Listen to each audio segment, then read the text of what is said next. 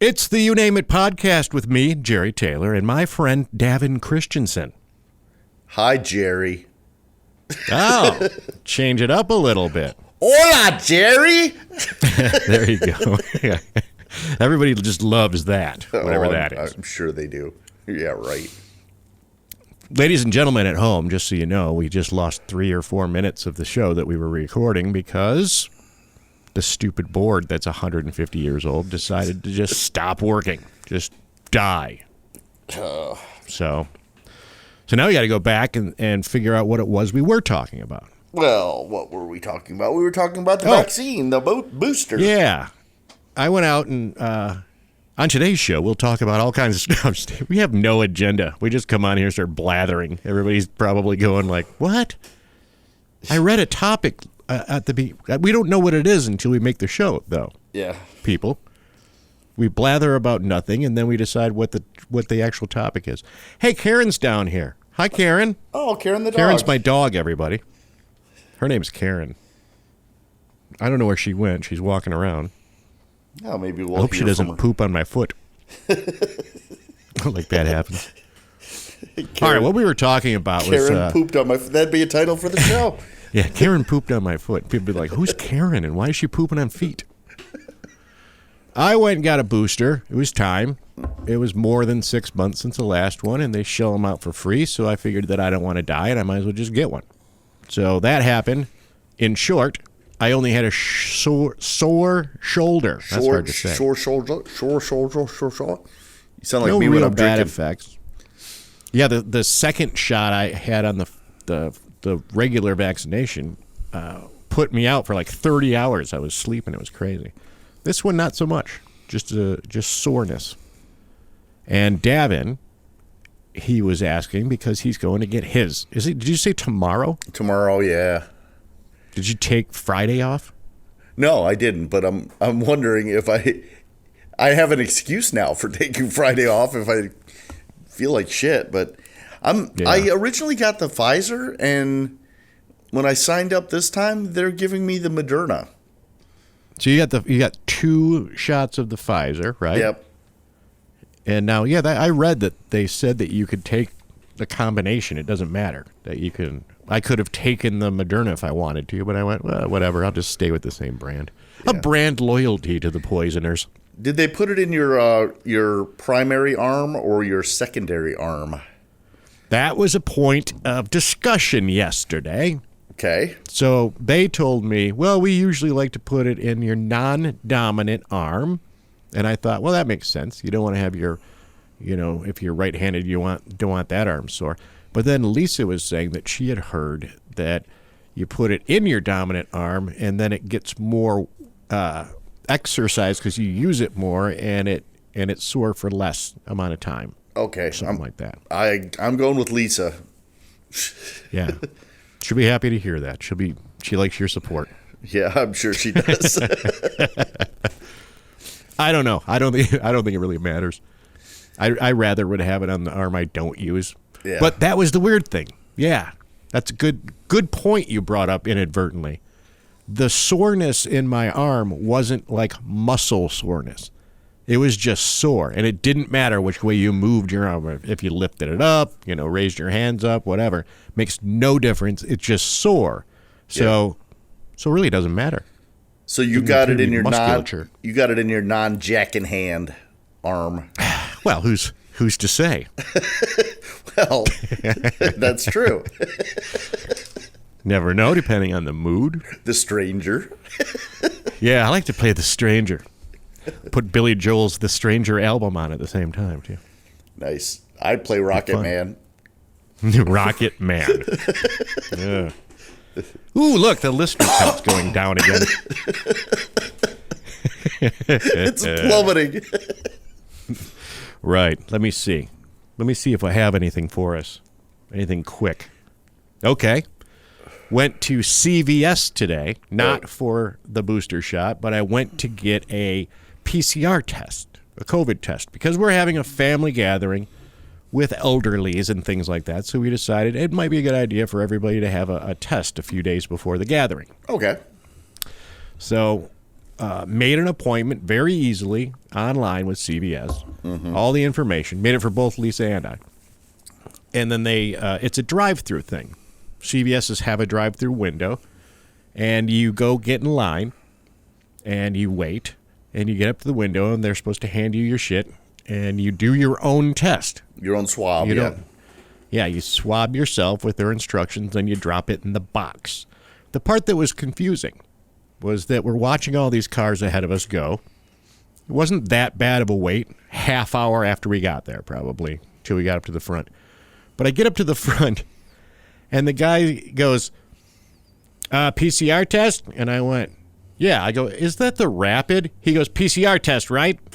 And I went, yeah. And then he ran away. He didn't answer the question. Okay. And he was gone for 10 minutes.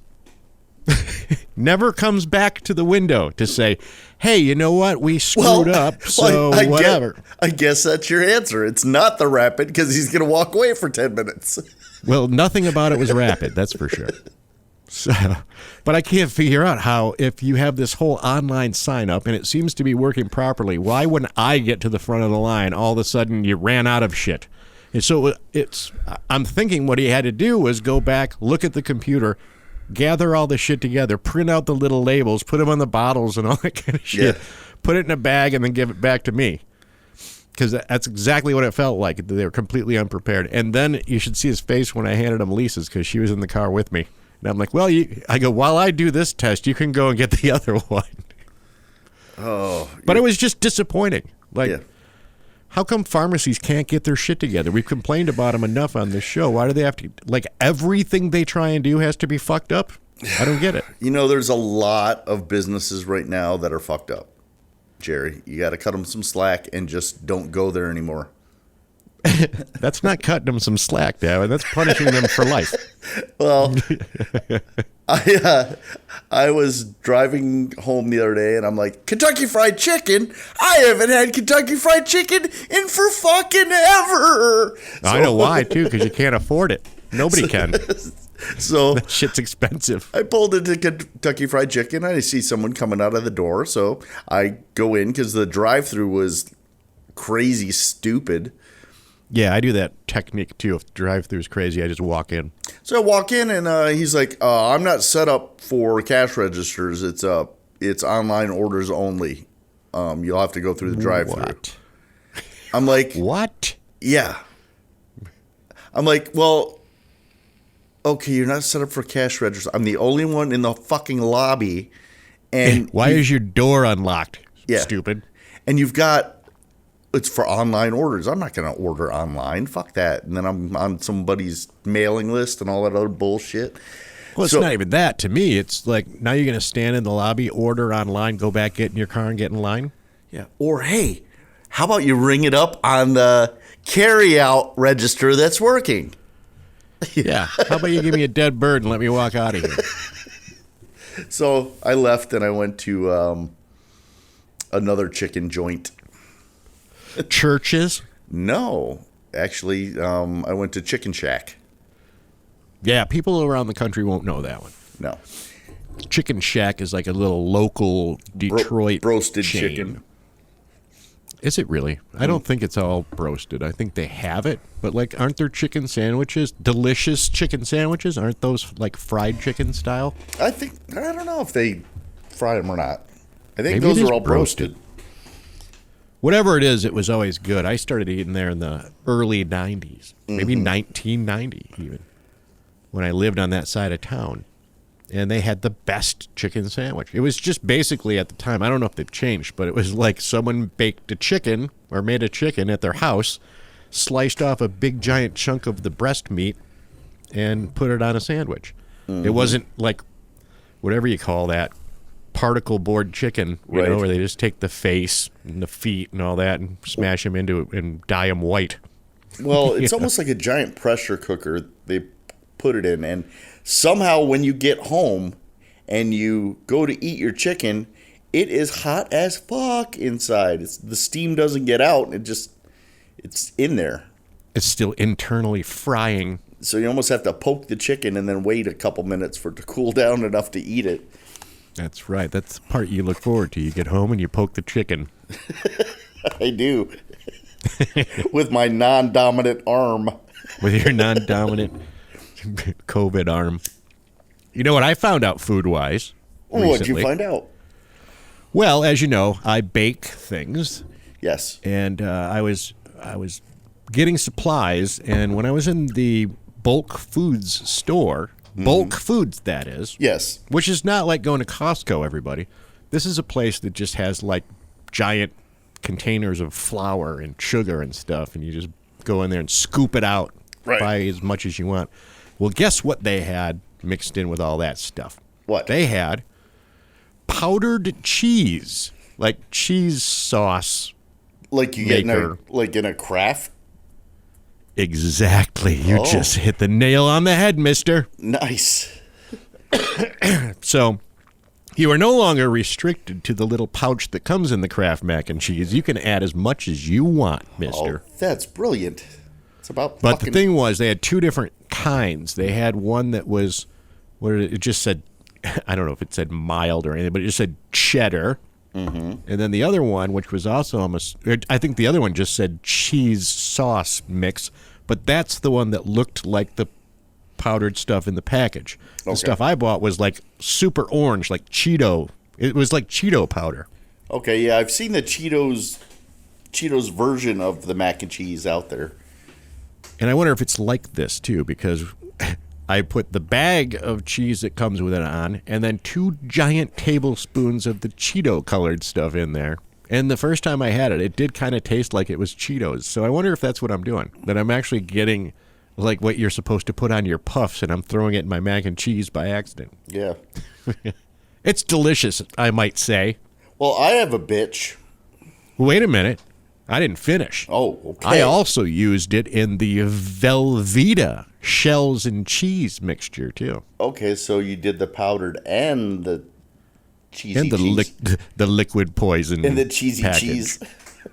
Yeah, and it was actually better in the Velveeta because the 2 different flavors coming together for a melody in your mouth, Davin. Cheese melody right in your gob. Oh, people are tuning out right now. Maybe. I don't know. But they're probably going to go to the bulk food store to get cheese sauce powder, though. They should have is that ramen noodle powder. Oh, yeah. That's just they never give you enough in those little packets. That's just salty beef. I could just throw a salt lick in there and it'll be the same thing, right? Well, that was that topic right there. Yeah, extra powdered cheese. I'm bitching about Bed Bath & Beyond.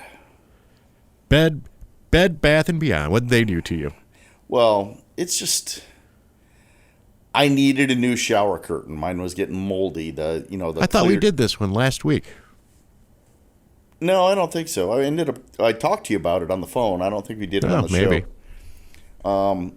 But all right. All they have is the snap ones. The easy snap. They don't have the hook ones. I'm like, what the fuck's no with hooks, this? Just snaps. Yeah. And the other thing about Bed Bath & Beyond is those damn 20% off coupons for one item or for your entire purchase or whatever. They never expire. So why send me a goddamn coupon? Just mark everything 20% off.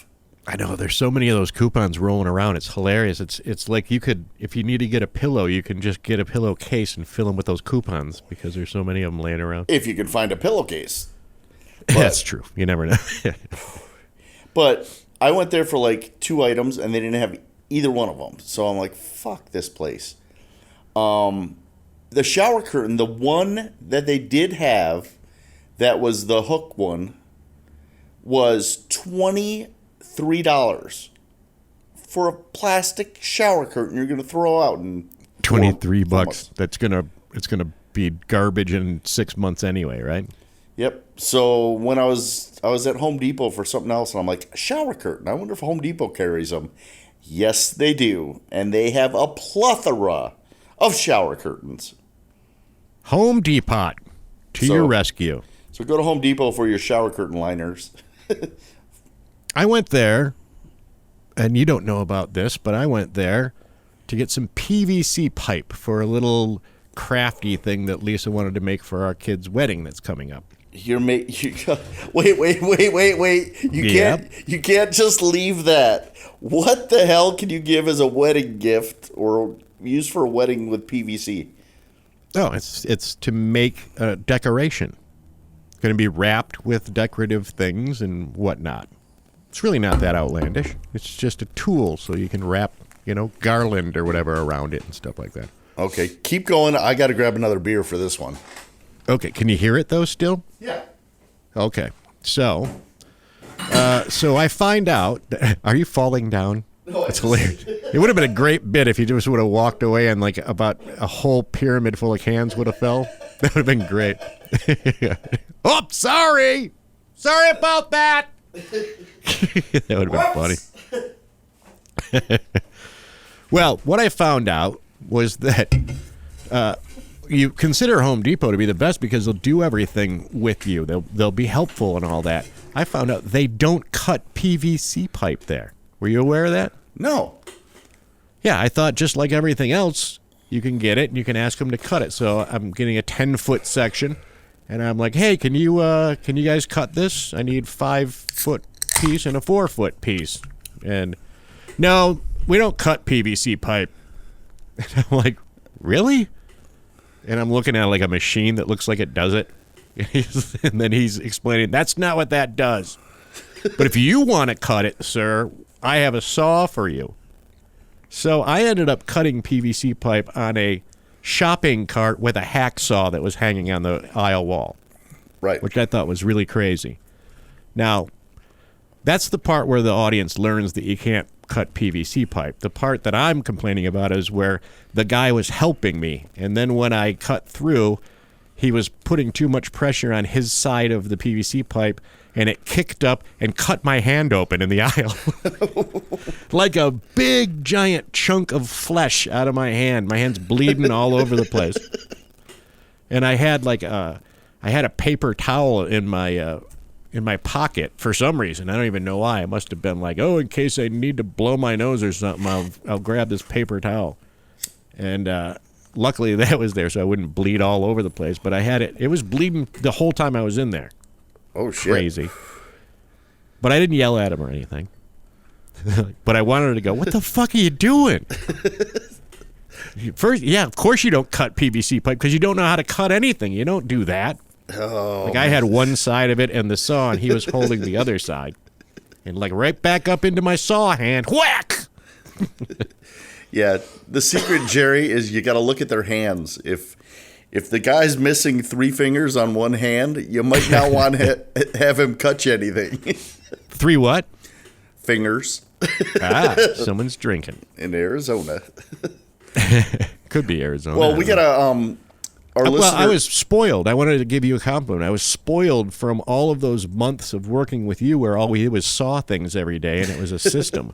Yep. Nobody was hurt. It worked perfectly. So I'm just blindly thinking that guy's going to be as good as you. And that was big metal rods and everything else. Yeah, that's just a PVC pipe and a hacksaw. Crazy. Our listener, Dave. Hi, Dave. It's my overachiever friend, Dave, who's, we've talked about him before. Yeah, he's a very successful person, unlike us. He's got a bitch about Home Depot and a tip as well. Oh, more learning. Let's have it, Dave. So he's redoing some stuff in his house, and he went online to Home Depot, and he's like, whatever these switch plates are that he needs, he wanted to buy a dozen of them. And it says they have them in stock at his local Home Depot. Yeah, right.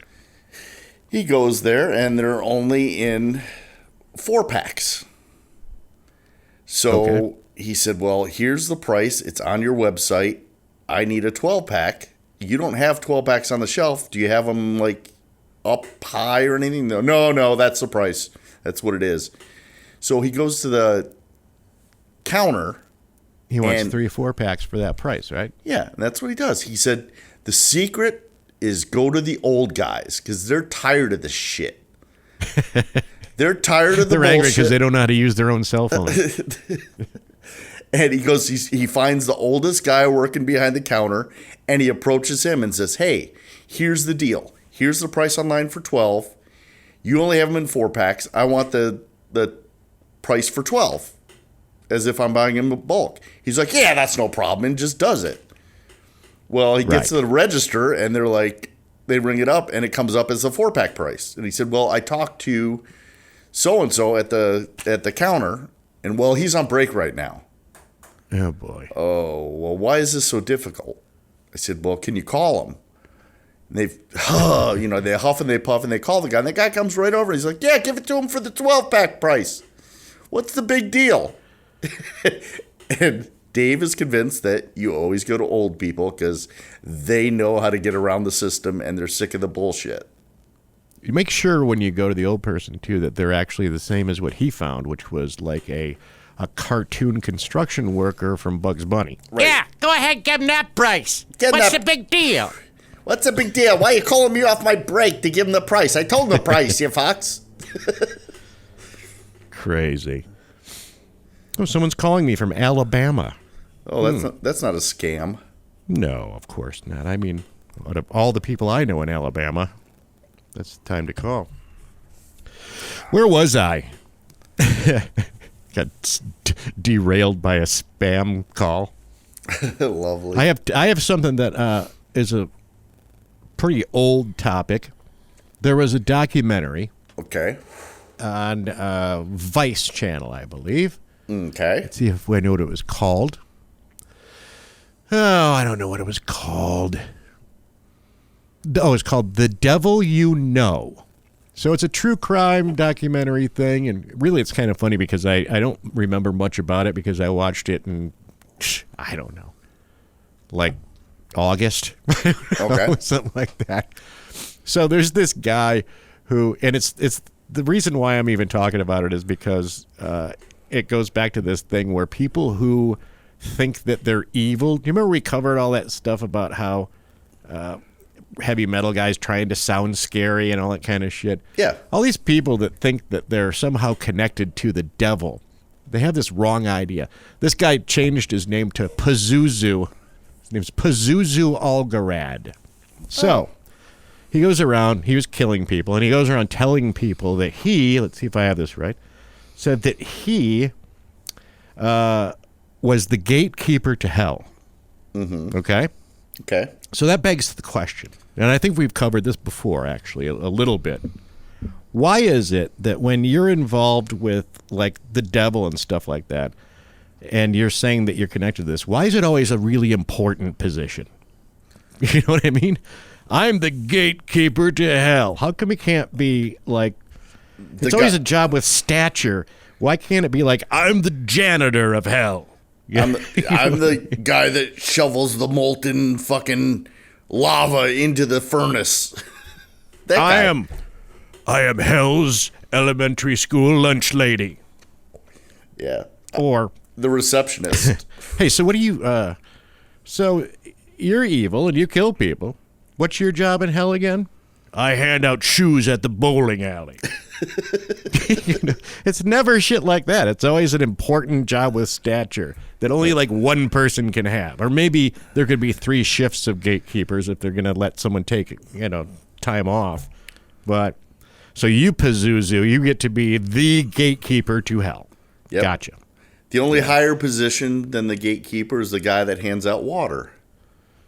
Yes, that guy hands out water.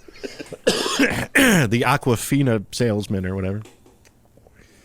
It just pisses me off because the person themselves who's having this delusion can't see how stupid that whole concept is. Uh-huh. You can't always be something really cool in hell. Somebody's got to do the other jobs. That's true. Crazy. I wonder so if they watch pay minimum wage. Pazuzu on Vice. I wonder what they pay for jobs in hell. They don't pay anything. They let you be hurt less, probably. You spend less time in the flaming hot tub or whatever it is they have down there. Either that or it's all like CEOs and fucking people who run companies that are in hell. And they're all just like, oh, we're at the same level as Elon Musk. Yeah, but they're not supposed to be having any kind of a good time. Seems to me that the whole concept of hell is you got the hierarchy is... Oh, Karen's barking. I wonder if my dad's here. But you've got the devil who's the boss, and he's comfortable. Right. Then you got a couple of like demons and shit, and they're probably fairly comfortable. But everybody else that goes there is supposed to be tortured for an eternity. Yeah. Yeah, I bet you my dad's here. Yeah, but they're used to, the ones that are going to hell are the ones that are used to stepping on the little people to get to the top. Yeah, and that's why they're going to get punished in hell. I wonder if I should shut that door. Karen, quiet. I bet you my dad's here. We might have to have a shorter episode than usual if that's the case. Oh. Well, tell your he's dad. He's coming to visit for holidays. Tell your dad that I am signed up for the slot tournament on I know. Saturday. I was waiting to tell him that, too. Yeah, I wonder if he's invited to it as well. Maybe. I don't know if you go through a rotation. They're trying to hit as many different people as possible to keep them coming back. Yeah. Can't keep the same guy coming back every time. Well, I wonder. They're spending a lot of money. I had to call and reserve my spot, and they only had 2 spots open, a 1 o'clock and a 3:45. So I wonder when it ends. Yeah. If I'm going to be there to see the results at the end, because I took the later one. I feel like when you went there with us, met me there and my dad, that his slot was like it was over at 7 p.m. or something. Oh, if I got to hang out there till 7, I'm going to be pissed. No, I don't think you have to. You know what your score is after your round. Okay. And you could probably look each it up round, online. You'd be the winner of that round. Okay. So you don't have to stay for the whole day. They don't like announce everybody at the end. And I'm wondering if I should get there early and watch the groups before me to figure out which machine is paying, winning better or spinning better. Ooh, that'll take you a while. Be there a couple hours earlier watching them analyzing slap it. a button as fast as they can. Yeah, that's true. And they can't. No, they assign you a machine. Oh, they do? Okay. So it doesn't make a difference. Nope, you just go there. For all the listeners, it's just a slot machine competition where 15 or 20 people sit in a little area and push the button really fast and see who wins. I wonder if it snows Saturday when I'm going up there, because it's mid-Michigan. Yeah. If less people are going to show up for it, and therefore my odds are better. I don't know. You're overthinking the whole deal. I think they already have it figured out who's winning. Just go up and push a button. Yeah. Just go have fun. You could do it. And yell X You'll Factor. You'll be boosted by then, so. Hey, just because I feel like we're going to have to end this a little bit shorter than usual, I want to get the main topic out of the way so I can title this show correctly. Okay, what's your main topic?